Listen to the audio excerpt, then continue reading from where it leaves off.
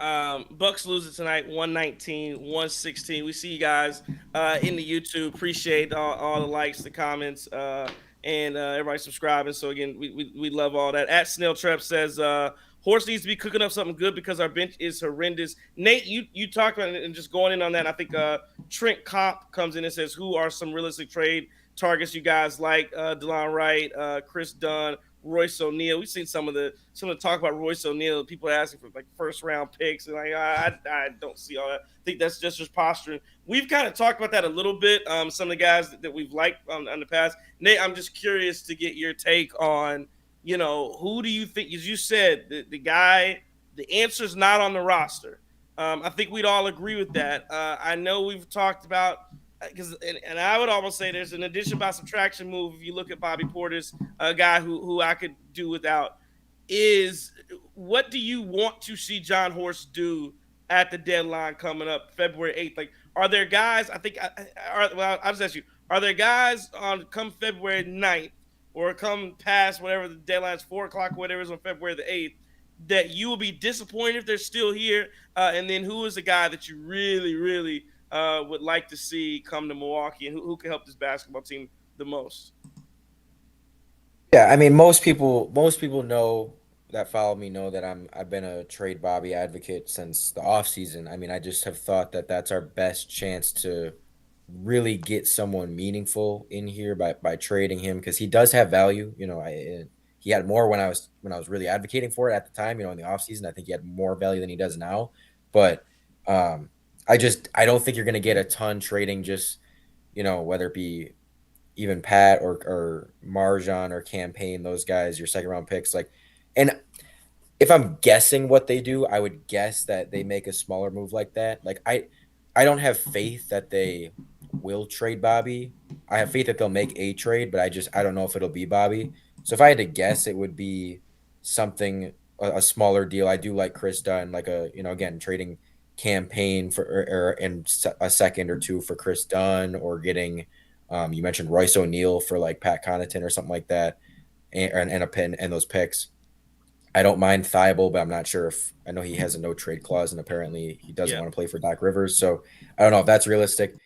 I mean, the dream guys are like obviously, and this is, I mean, these are all pretty unrealistic, but um, they mentioned Herb Jones, Alex Caruso, Bruce Yeah. Brown. If you could somehow do those, but I just don't see it happening. I know, but again, at the same time, we didn't see the Dame trade happening, Right. so maybe there's somehow a way Horst pulls this off by getting rid of Bobby, Pat, picks, Marjan, and really revamping this a little bit, but getting that bona fide, really good role player at that fifth spot in a Caruso or a Bruce Brown. Again, don't expect that to happen, but that would be the dream. And then you've got like, I mean, Dorian Finney-Smith is a name that I like, that I've liked for a while. He hasn't had a great season, but I do think that he gives you length. He gives you defense and some shooting. And like, if you're trading, because that's the thing, is if you trade Bobby, people are saying, well, who's the backup big? How do you save? How do you um, make up for the rebounding and stuff like that? And it's like, well, Dorian Finney-Smith is big enough to make up some of that Hey, rebounding. yeah. Nate, we got the pause. Yes, Pause. hey, Pause. What's I'm up? sorry. We I'm gonna have to, sorry. Okay, no, he's big Keep enough. going. Keep going. All right, no, keep going. You good? You good? No, what You good? happened? What No, happened? you just Oh, gave did I you gave say? me the length. You gave me he's big enough. I'm just My bad. My bad. My bad. you No, all you good. good. You We good. could we My just have bad. we Pause. could, Pause. Yeah, there you go. it's There one we go. it's Little 1:30 on the pause. East Coast, man. So Yeah, I'm it's just late. listening to this like, Yeah, hey, yeah. where is My he bad. My going with bad. this one? But but No, go nah. ahead. I feel like he could be a not a backup big for you, but he could be someone that fills those shoes a little bit, and you wouldn't lose too much rebounding with him. So I don't know. I like someone like that. I like a wing like that can Mhm. also play uh down low a little bit. But at the end of the day, I don't know if there's one guy that I think is like some perfect, realistic, amazing target. I just think that they have to do something, and whether it be small or bigger, like I think it can only improve things. I don't think you're gonna make the bench any worse. I don't think you're gonna make the bench defense any worse. So at that point, if you can do anything, getting even just one bench defender in here like a Chris Dunn, Mhm. that makes you a better defensive team, that makes you not quite so bad when you go to the bench. Like that to me is an upgrade, and it's like I just want to see them at least do something like that. So I'm gonna ask you one quick follow up question, right? Out of everybody on this roster right now, because I know we have to make a move, right? We know we have to make a move. Quite honestly, I think we have to make maybe a couple, but out of everybody on this roster now on the bench, right? I'm not going to mention everyone on the bench, but out of Crowder, Portis, Payne, Connaughton, who do you think is under the most pressure to perform the second half of this season?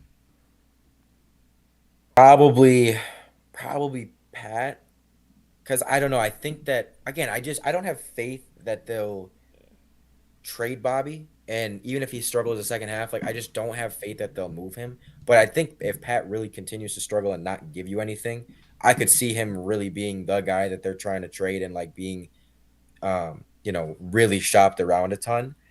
And again, I could be wrong. Maybe it ends up being Bobby. Maybe Bobby gets traded, and I'm wrong about this. It's hard for me to like envision them moving on from him right away after half a bad season. I know. In my opinion, he's been bad for a couple seasons and in the playoffs for a few seasons. But um, I think that they weren't really thinking about trading him too much before. I don't know that they'll right away move on from him. So I think Pat could be the guy that if he continues to struggle, if he doesn't, because his thing too has been he turns it on in the playoffs. He turns it on when it matters. He starts hitting threes. He's been a consistently good 3-point shooter in the playoffs. That's one of the only reasons why I'm okay keeping him around, and that to go along. I mean, along with the Giannis likes him, Dame likes him, and stuff like that. But on court, the only reason I really want to keep him around or have any reason not to want to trade him is because he's consistently showing up in the playoffs as far as his shot goes. So if he doesn't, if all of a sudden we get to the playoffs and he's doing the same thing he's doing now, um, you look at it and say, okay, what are you keeping him here for? There's really no reason, and I think he'd be the guy that they're kind of moving more than anyone else. Yeah, that's the people who have been asking to trade Dame in the comments. So it's all crazy.